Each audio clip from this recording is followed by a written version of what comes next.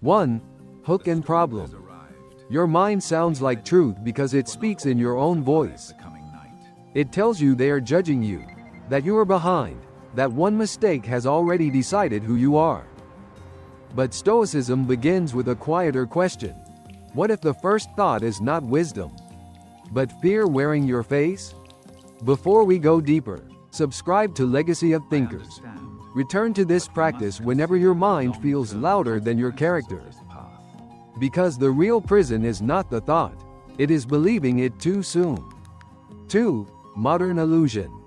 Modern life teaches you to treat every feeling as sacred. If you feel anxious, it must mean something is wrong. If you feel ignored, it must mean someone has turned against you. If you feel uncertain, it must mean you are unsafe. And slowly, without noticing it, you begin to confuse intensity with truth. The world around you rewards instant reaction. A message arrives, and the mind demands an answer. A face looks away, and the mind creates a rejection. A stranger succeeds, and the mind turns their progress into proof of your failure. You are not simply living your life anymore. You are interpreting it at high speed. Every notification becomes a small judgment. Every silence becomes a hidden meaning. Every delay becomes a story about your worth. The modern mind is not trained to pause. It is trained to explain, defend, compare, and predict. And this is the illusion. We think more information will give us peace. So we check again. We scroll again. We replay the conversation again. We search for certainty inside a world that never promised to give it instantly. But the more you chase reassurance, the less you trust yourself. Stoicism would say that the danger is not the phone, the opinion, the criticism, or the uncertainty. The danger is the unexamined judgment you attach to them. A short reply is not abandonment. A mistake is not identity. A difficult morning is not a ruined life. A painful thought is not a command. Yet the modern world makes your mind feel like an emergency room. Everything appears urgent. Everything feels personal. Everything asks for your immediate emotional obedience. So you become exhausted, not because life is always heavy, but because your mind keeps adding weight to things that are already difficult. And the saddest part is this: many people call this awareness. They say, I am just being realistic. But often, they are not seeing reality. They are seeing fear, dressed as logic. This is why Stoicism matters now. Because before you can live wisely, you must learn to separate what happened from what your mind invented after it happened. 3. Internal conflict. The conflict begins in a quiet moment. Nothing dramatic happens. No one attacks you. No disaster arrives. Maybe someone answers your message with fewer words than usual. Maybe your work is criticized. Maybe you wake up with a heaviness you cannot explain. And suddenly, your mind becomes a courtroom. It gathers evidence. It calls old memories as witnesses. It brings back every time you felt rejected, misunderstood, embarrassed, or not enough. Then it makes a sentence before reality has even spoken. They are disappointed in me. I always ruin things. I am falling behind. This feeling means something is wrong with my life. But look closely. Most of the suffering has not come from the event itself. It has come from the meaning your mind attached to it. A silence becomes abandonment. A correction becomes humiliation. A delay becomes failure. An uncomfortable emotion becomes proof that you are broken. This is where the inner war begins. One part of you wants peace. It wants to breathe, to be reasonable, to trust the present moment. But another part of you keeps dragging the future into the room, demanding certainty, demanding control, demanding guarantees that life cannot give. So you argue with your own thoughts. You try to prove them wrong. You try to think your way into safety. You replay the same scene from 10 different angles, hoping one version will finally make you calm. But the more you wrestle with fear, the more real it feels. Stoicism sees this clearly. The problem is not that thoughts appear. Thoughts will appear. Fear will speak, memory will return, the body will react before wisdom arrives. The problem is that you mistake the first voice for the final truth. You hear anxiety and call it intuition. You hear shame and call it honesty. You hear fear and call it protection. And slowly, you begin living as if every thought deserves obedience. This is why people feel trapped inside their own minds. Not because the mind is evil, but because it is untrained. It protects too quickly. It predicts too loudly. It confuses old wounds with present danger.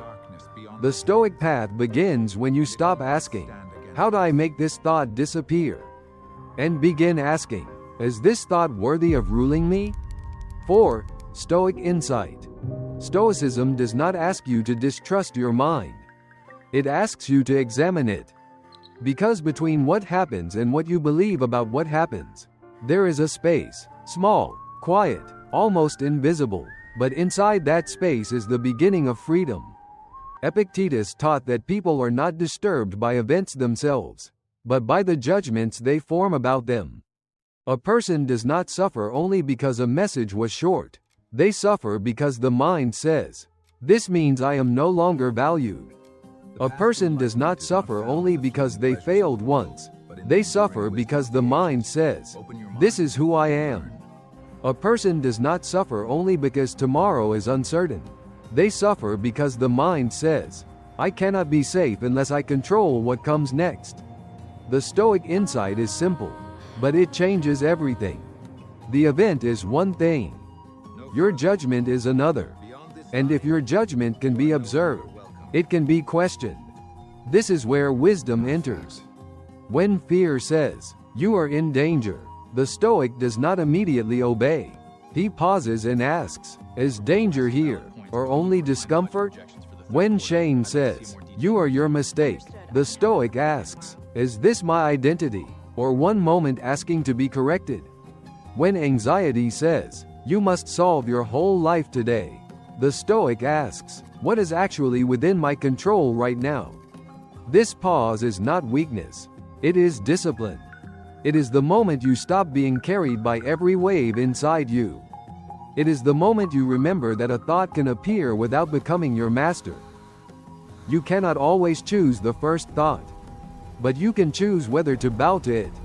You cannot prevent every emotion, but you can refuse to turn every emotion into evidence. You cannot control every event, but you can train the part of you that meets the event. That is the heart of Stoicism. Not a cold life without feeling, but a clear life where feeling does not become a tyrant. Your mind may speak in fear. Your body may tighten. Your past may echo. But your character can still stand quietly and say, "I will look at this clearly before I let it rule me." 5. Reversal. The reversal is this. Peace does not come from having a silent mind. Peace comes from no longer believing that every thought deserves your obedience. For years, you may have tried to win the war by thinking better thoughts. You tried to replace fear with confidence, doubt with certainty, sadness with motivation, and sometimes it worked for a moment. But then another thought arrived. Another fear. Another memory. Another imagined future. Another sentence in your own voice, telling you to worry again. And you wondered why you were not free. Stoicism reveals that freedom is not found by controlling every movement of the mind. That would only create another prison. A cleaner prison, perhaps, but still a prison. The mind will speak. It will warn you. It will exaggerate. It will compare. It will return to old wounds and call them predictions. It will take one uncertain moment and build an entire future out of it. But you do not have to follow it there. This is the quiet power of the Stoic life. You stop treating the mind as a king and begin treating it as a messenger. Sometimes the message is useful. Sometimes it is distorted. Sometimes it is only fear knocking on the door, asking to be called wisdom. So you listen, but you do not kneel. A thought says, "You are behind." You answer, "Maybe, but I can still take the next step." A thought says, "They do not respect you." You answer, "Perhaps, but I will not invent a wound before reality confirms it." A thought says, "You failed." You answer, "I made a mistake." That is not the same as becoming one. This is not denial. This is returning to what is real.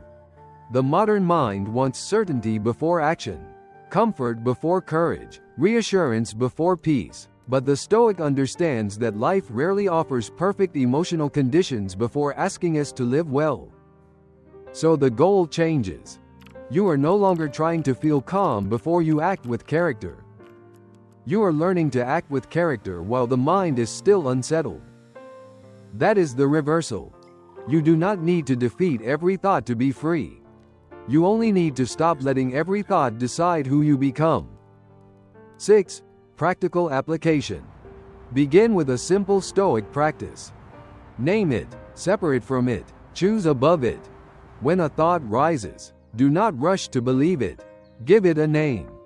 This is fear. This is comparison. This is imagined rejection. This is my mind trying to predict pain before it arrives. Naming a thought weakens its disguise. It turns the storm into something you can look at. And what you can look at, you do not have to become. Then separate from it. Say quietly, "I am noticing this thought."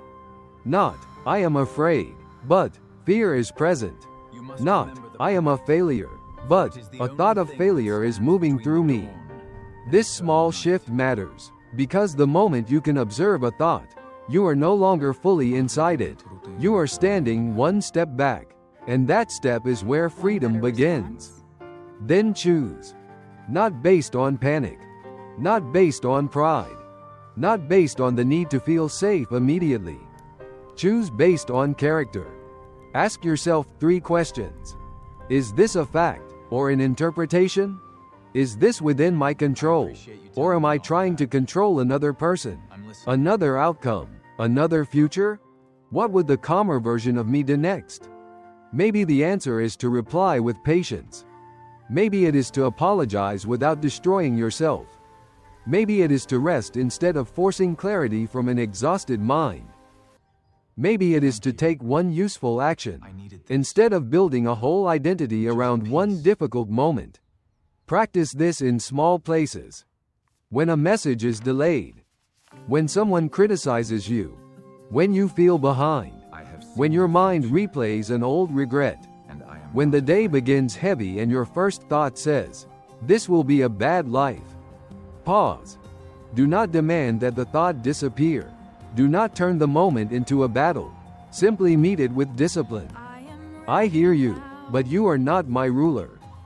This is how Stoicism becomes real. Not in books, not in perfect mornings, but in the ordinary second when your mind asks for obedience, and your character chooses clarity. You do not need a different life to begin. You need one honest pause. And then one better response. 7. Final impact. And over time, something quiet begins to change. Not because your mind becomes silent. Not because fear never visits. Not because life finally becomes easy enough for peace to stay.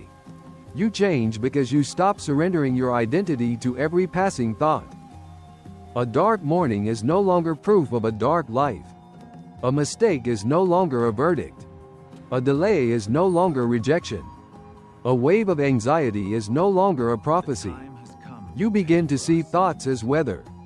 They arrive, they move, they darken the sky for a while, but they are not the sky itself. And you are not the storm passing through you. This is the strength Stoicism gives you. Not the power to control everything outside you, but the discipline to stop being controlled by everything inside you. You become slower to panic, slower to judge, slower to abandon yourself at the first sign of discomfort. And in that slowness, dignity returns. You learn that peace is not found by escaping the mind, but by standing above it with patience. You learn that character is built in the gap between the thought that appears and the action you choose. So the next time your mind says, "This fear is the truth," pause. Look again. Ask what is real. Ask what is yours to control. Ask what kind of person this moment is inviting you to become. Because your mind may speak, but your character decides. If this reflection resonated with you, continue the practice tomorrow. Comment one thought you are learning not to obey, and subscribe to Legacy of Thinkers for more quiet wisdom, one day at a time.